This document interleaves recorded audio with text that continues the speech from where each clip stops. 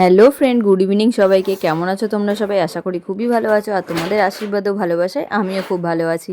তো চলো, সেই জন্য তোমাদের ভালোবাসার জন্য আমি নিয়ে এসেছি আজকে সর্ষে ফুলের বড়া রেসিপি। তোমাদের আজকে আমি করে দেখাবো একটু অন্যরকমভাবে, ঠিক আছে? তোমরা হয়তো অন্যরকমভাবে করো, কিন্তু আমি তোমাদের আজকে অন্যরকমভাবে দেখাবো, ঠিক আছে? তো চলো, এই দেখো ফুলগুলো আমি নিয়ে চলে এসেছি।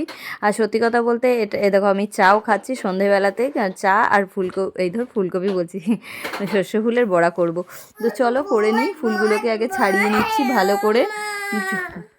এগুলো আমাকে এনে দিয়েছিল একটা দাদা। তো আমি চা খেতে খেতে, চলো তোমাদের আমি দেখিয়ে দিচ্ছি। এই দেখো, এইগুলোকে নিয়ে নিয়েছি, এগুলোকে এক এক করে আমি দিয়ে দেবো। তো চলো, এগুলো তো আমি জানি না যে সবাই দাও কিনা, কিন্তু আমি এগুলো আজকে ভাবলাম না, এগুলো দিয়েই করা যাক।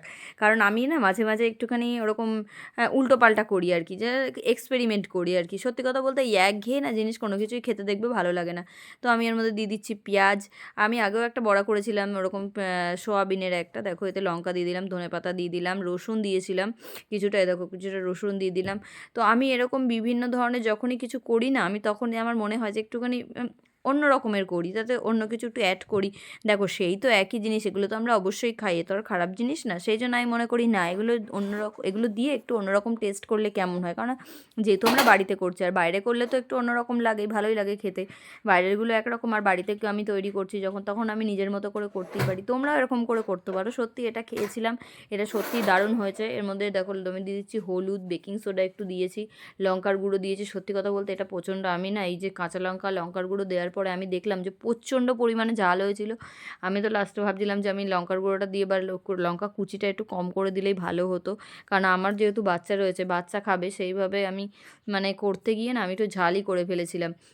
তো সত্যি কথা বলতে এই দেখো, এটাকে আমি অনেকক্ষণ ভালো করে সুন্দর করে মেখেছিলাম, এরকম শুকনো শুকনো করে দেখো, প্রতিটা জিনিস না, প্রতিটা বড়া করতে গেলে না শুকনো করে মাখতে হয়। তো তোমাদের দেখো এইভাবে দেখাচ্ছি কীভাবে এটা আটকে গেছে।